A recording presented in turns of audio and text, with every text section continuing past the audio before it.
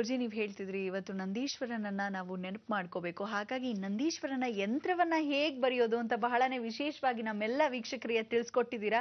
ಹಾಗೆ 9 ವಿವಿಧ ಹೂಗಳನ್ನ ಕೂಡ ನೀವು ತಗೊಂಡ್ ಬಂದು ಇಟ್ಕೋಬೇಕು ಅಂತ ಹೇಳಿದ್ರಿ. ಮುಂದೆ ಏನ್ ಮಾಡ್ಬೇಕು ಗುರುಜಿ? ನೋಡಿ ವೀಕ್ಷಕರೇ, 9 ವಿಧವಾದ ಹೂಗಳನ್ನು ತೆಗೆದಿಟ್ಕೋಬೇಕು ಅಂತ ಹೇಳಿದ್ದೆ. ಅದನ್ನ ನಾವು ಪ್ರಕೃತಿ ಮುಖಾಂತರವಾಗಿ 9 ಹೂಗಳೇನು ಅಂದರೆ ಮನುಷ್ಯನ 9 ವಿಧವಾದ 9 ನವರಂಧ್ರಗಳು. ಒಂದು ಹೂವಲ್ಲಿ ಸುಗಂಧ ಪರಿಮಳವಾಗಿರ್ತಕ್ಕಂಥ ಆ ರಸವನ್ನು ಹೀರ್ತಕ್ಕಂಥದ್ದು ದುಂಬಿ. ಅಂದರೆ ಜಗತ್ತಲ್ಲಿ ತನಗೆ ತಾನಾಗೇ ಅರ್ಪಿಸದೇ ಇರತಕ್ಕಂಥ ಹೂಗಳು ಕಾಯ್ತಾ ಇರುತ್ತವಂತೆ. ಯಾವತ್ತು ಭಗವಂತನ ಪಾಲನೆಗೆ ಸ್ಮರಣೆ ಮಾಡ್ತೀರಾ, ಯಾವತ್ತು ಭಗವಂತನಿಗೆ ನಮ್ಮನ್ನು ಹಂಚ್ತೀರಾ, ಯಾವತ್ತು ಭಗವಂತನಿಗೆ ಧರಿಸ್ತೀರಾ ಅಂಥೇಳಿ ಕಾಯ್ತಾ ಇರುತ್ತವಂತೆ. ಒಂದು ಹೂ ಆದ ತಕ್ಷಣ ಇನ್ನೊಂದು ಹೂ ಬೇಜಾರು ಮಾಡ್ಕೊಳ್ಳುತ್ತೆ. ಅಯ್ಯೋ ಇವತ್ತು ಅದೊಷ್ಟೋಯ್ತಲ್ಲ, ನಾಳೆ ನಾನು ಬಾಡೋಗ್ತೀನಲ್ಲ ಅನ್ನೋ ಮನೋಭಾವನೆ. ಆ ಹೂಗೆ ಇರತಕ್ಕಂಥ ಮನೋಭಾವನೆಗೆ ನಾವು ಪ್ರತ್ಯೇಕವಾಗಿ 11 ದಿವಸಗಳ ಕಾಲ ಇವತ್ತಿನಿಂದ ಆ ನಂದೀಶ್ವರನ ವ್ರತ ಮಾಡಿ ಮೇಲೆ ಆ ಓಪನ್ ಬಯಲು ಮೇಲ್ಗಡೆ ಬಯಲಾಗಿರುತ್ತೆ, ಸೂರ್ಯನು ಅದರಲ್ಲಿ ಇಣುಕಿ ನೋಡಬೇಕು ಅಂಥ ಒಂದು ಜಾಗ. ಅಂಥ ಒಂದು ಜಾಗದಲ್ಲಿ ಈ ಯಂತ್ರವನ್ನು ಬರಿಬೇಕು. ಬರೀದಕ್ಕಣ್ಣಂದು ಯಾವತ್ತು ಪ್ರದೋಷ ಕಾಲ ಅಥವಾ ಮುಸ್ಸಂಜೆಯಲ್ಲಿ ಪೂಜೆ ಮಾಡಬೇಕು. ಮಾಡಿ ಮೇಲೆ ಕೂತ್ಕೊಂಡಾಗ ದಯವಿಟ್ಟು ಹೇಳ್ತೀನಿ, ದಕ್ಷಿಣದ ಗೋಡೆ ಕಡೆ ಕೂತ್ಕೊಂಡು ಉತ್ತರಾಭಿಮುಖಕ್ಕೆ ನೋಡಿಕೊಂಡು ಆ ಯಂತ್ರದ ಮೇಲೆ ಪೂಜೆ ಮಾಡಬೇಕು.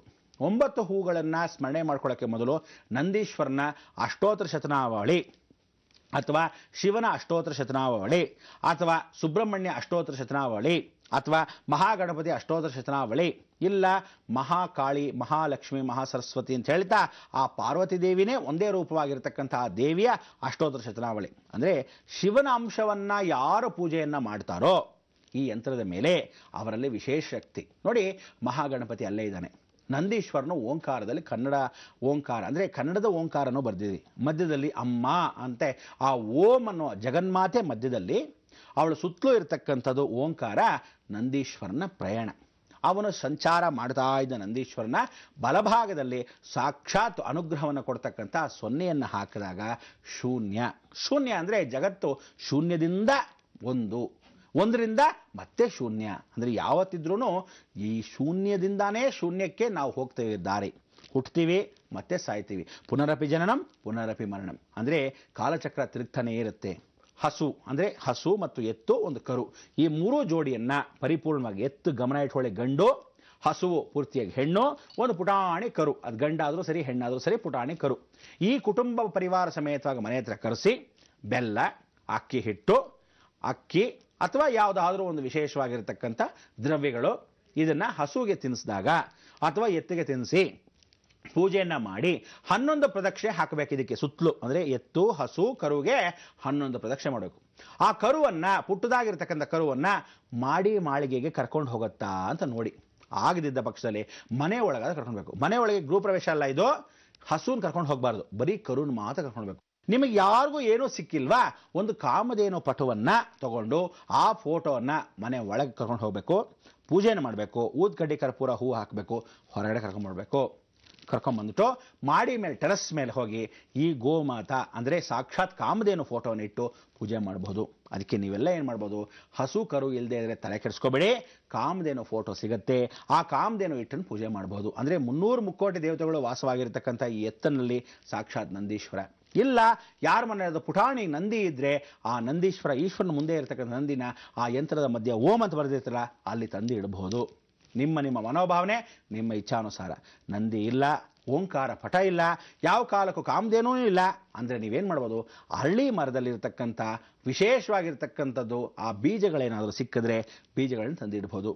ಇಲ್ಲ ನಿಮ್ಮಲ್ಲಿ ಗೋಪಾದ ಅಂತ ಸಿಗತ್ತೆ, ನಂದೀಶ್ವರನ ಗೋಪಾದ ಅಂತ ಮರ ಸಿಗತ್ತೆ. ಆ ಮರದಲ್ಲಿ ನೀಲಿ ಹೂಗಳು ಬರುತ್ತೆ. ನೀವು ಅದು ನೋಡ್ಬೋದು, ಎಲೆನ ಭಾಳ ಚೆನ್ನಾಗಿ ಡಬಲ್ ಎಲೆಗಳು, 2 ಎಲೆಗಳು ಒಂದಕ್ಕೊಂದು ಸೇರಿರುತ್ತೆ. ಅದು ಗೋಪಾದ ಇದ್ದ ಹಾಗೆ ಇರುತ್ತೆ. ಅದೇ ನಂದೀಶ್ವರನ ವಿಶೇಷ.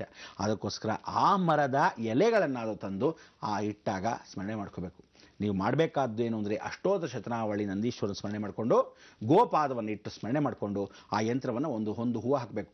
ಓಂ ಶಿವಾಯ ನಮಃ, ಓಂ ಶಂಭುವೇ ನಮಃ, ಓಂ ಪಿನಾಕಿನೇ ನಮಃ, ಓಂ ಶೇಷೇಕರಾಯ ನಮಃ, ಓಂ ಆ ರೀತಿ ಪೂಜೆ ಮಾಡಬೇಕು. ಅದಾದ ಮೇಲೆ ನಂದೀಶ್ವರನ ಮೊದಲು ಪರಮೇಶ್ವರನ, ತದನಂತರ ಓಂ ಗೌರಿ ನಮಃ, ಓಂ ಮಹಾಕಾಳಿ ರೂಪಿಣೇ ನಮಃ, ಓಂ ಶಕ್ತಿ ಸುತಾಯ ನಮಃ, ಓಂ ಆ ಶಕ್ತಿ ಸ್ವರೂಪಿನೇ ಪೂಜೆ ಮಾಡಬೇಕು.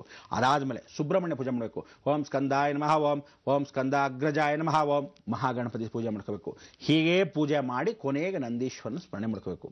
ಆ ನಂದೀಶ್ವರ ಸ್ಮರಣೆ ಮಾಡಿಕೊಂಡು ನೀವು ಆ ನೈವೇದ್ಯವನ್ನು ಏನಿಡಬೇಕು? ಕಡಲೆಬೇಳೆ, ಅಕ್ಕಿ ಪಾಯಸ. ಜ್ಞಾಪಕ ಇಟ್ಕೊಳ್ಳಿ, ಕಡಲೆಬೇಳೆ ಅಕ್ಕಿ ಪಾಯಸ. ಕಡಲೆಬೇಳೆ ಅಕ್ಕಿ ಪಾಯಸವನ್ನು ಮನೆ ಎಲ್ಲರೂ ಮಾಡ್ಕೊಳ್ಳೋಕೆ ಗೊತ್ತು. ಅದನ್ನು ಸ್ವಲ್ಪ ಮಟ್ಟಿಗೆ ನೀವು ಮಾಡಿ ಮೇಲೆ ತೆಂಗಿನ ಚಿಪ್ಪಲ್ಲೇ ಇಡಬೇಕು ನೈವೇದ್ಯ. ಜ್ಞಾಪಕ ಇಟ್ಕೊಳ್ಳಿ, ತೆಂಗಿನ ಚಿಪ್ಪು, ತೆಂಗಿನಕಾಯಿ ತಿರುಳೆಲ್ಲ ತೆಗೆದುಬಿಟ್ಟಿರ್ತೀರ, ತೆಂಗಿನ ಚಿಪ್ಪು ಇರುತ್ತಲ್ಲ ಅದರಲ್ಲಿ ನೈವೇದ್ಯ ಇಡಬೇಕು. ರಾತ್ರಿ ಸಂಜೆ ಸ್ಮರಣೆ ಮಾಡ್ಕೊತಿರಲ್ಲ, ಇಟ್ಬಿಟ್ಟು ಬನ್ನಿ. ನಿಮ್ಮ ಮನೆ ಮೇಲೆ ಏನು ವೈಬ್ರೇಷನ್ ಇರುತ್ತೆ, ಸಾಕ್ಷಾತ್ ನಂದೀಶ್ವರನೇ ಭಾರವಾಗಿ ಬಂದು ಆ ಪ್ರಸಾದವನ್ನು ಸ್ವೀಕರಿಸ್ತಾ ಇದ್ದಾನ ಅನ್ನೋದು ಅಂತಹ ಮನೋಭಾವನೆ. ಎಲ್ಲರಿಗೂ ಹೇಳ್ತಾ ಇದ್ದೀನಿ, ಪ್ರಳಯ ರುದ್ರೇಶ್ವರನಾಗಿರ್ತಕ್ಕಂಥ, ಪ್ರಳಯ ಕಾಲೇಶ್ವರನಾಗಿರ್ತಕ್ಕಂಥ, ಪ್ರಳಯವನ್ನು ತಡೀತಕ್ಕಂಥವನು ಬಹಳ ದೊಡ್ಡ ನಂದಿ. ಅದಕ್ಕೆ ಇಂಥ ಒಂದು ಮಹಾನಂದಿಯನ್ನು ಈ ಕಲಿಯುಗದಲ್ಲಿ ಯಾರು ವಿಶೇಷವಾಗಿ 11 ದಿವಸ ಇವಾಗ ಪೂಜೆ ಮಾಡೋದಲ್ಲದೆ ಪ್ರತಿ ಪ್ರದೋಷ ಪೂಜೆ ಮಾಡ್ತಿರೋ, ಮುಂದಿನ ದಿನಗಳ ಬರ್ತಕ್ಕಂಥ ಆ ಮಹಾಪ್ರಳಯಕ್ಕೆ ನಾಂದಿಯನ್ನು ಹಾಡೋದು ಸಾಕ್ಷಾತ್ ನಂದೀಶ್ವರ. ಇದು ಸತ್ಯ. ಎಷ್ಟೋ ಜನ ಹೇಳಿದ್ರು, ಗುರುಳೆ ಮೇ ತಿಂಗಳಲ್ಲಿ ಅಲ್ಲಿ ಇಲ್ಲಿ ಎಲ್ಲ ನೀರು ಬರುತ್ತೆ, ಭಾಳ ಚೆನ್ನಾಗಿ ಹೇಳಿದ್ರಿ, ಇನ್ನೂ ಬರಲಿಲ್ವಲ್ಲ, ಪಟ್ನಕ್ಕೆ ಬರುತ್ತೆ ಅಂತ ನಾನು ಹೇಳಲೇ ಇಲ್ವಲ್ಲ, ಮಂಗಳೂರಲ್ಲಿ ಬರುತ್ತೆ ಎಂದೆ. ಬರ್ತಾ ಇದೆ ನೋಡಿ, ತುಂಬುತ್ತಾ ಇದೆ. ಬಾಂಬೆಲಿ ಹಿಂದೆ ಮಳೆಯೋ ಮಳೆ, ಬಾಂಬೆನಲ್ಲಿ ಗೇಟ್ ವೇ ಆಫ್ ಇಂಡಿಯಾ ದಾಟಿ ರೋಡ್ಗೆ ಬಂದ್ಬಿಟ್ಟಿದೆ ನೆರಿಮನ್ ಪಾಯಿಂಟ್ವರೆಗೂ. ಭಾಳ ಸಂತೋಷ. ನಡೀತಾ ಇದೆ. ಕಲ್ಕಟ್ಟಾಲ್ಲಿ ನೀರು ತುಂಬತ್ತೆ ಅಂದರೆ ಹವರಾ ಬ್ರಿಡ್ಜ್ ದಾಟ್ತಾ ಇದೆ, ಕಲ್ಕಟ್ಟ ಕಾಳಿವರೆಗೂ ನೀರು ಮಳೆ ಧಾರಾಕಾರವಾಗಿ ಹರಿತಾ ಇದೆ, ನೀರು ತುಂಬತಾನೇ ಇದೆ. ಅದಕ್ಕೆ ಹೇಳ್ತಾ ಇರೋದು, ಗಂಗೆ ಬತ್ತು ಹೋಗೋಕ್ಕೆ ಮೊದಲು ವಿಶೇಷವಾಗಿ ನಡೀತಕ್ಕಂಥದ್ದೆಲ್ಲ ನಡೆಯುತ್ತೆ. ಆದರೆ ಸಾಕ್ಷಿ ರೂಪಕ್ಕೆ ನೀವು ನಾವು ನಂದೀಶ್ವರನ ಪೂಜೆ ಬಿಡಲೇಬಾರ್ದು. ಇಂಥ ಒಂದು ಮಹಾನಂದೀಶ್ವರನ ಸ್ಮರಣೆನ ಮಾಡ್ಕೊಳ್ಳತಕ್ಕಂಥ ಈ ದಿನದಲ್ಲಿ ನೀವು ನಾವು ಸ್ಮರಣೆ ಮಾಡ್ಕೊಳ್ಳೋದು ಬಹಳ ವಿಶೇಷ. ಇಂಥ ಒಂದು ಮಹಾನಂದೀಶ್ವರನ ನೀವು ಸ್ಮರಣೆ ಮಾಡ್ಕೊಳ್ಳಿ, ಆ ಯಂತ್ರವನ್ನು ಪೂಜೆ ಮಾಡ್ಕೊಳ್ಳಿ. 9 ವಿಧವಾದ ಹೂಗಳಲ್ಲಿ ಶಾಮಂತಿ, ಸಂಪಿಗೆ, ಬರ್ಕೊಂತ ಇದ್ದೀರಾ? ಶಾಮಂತಿ, ಸಂಪಿಗೆ, ಸುಗಂಧರಾಜ ಸಿಕ್ಕಿದ್ರೆ ಸುಗಂಧರಾಜ, ಕಣಗ್ಲೆ ಹೂವು, ಮಲ್ಲಿಗೆ ಹೂವು.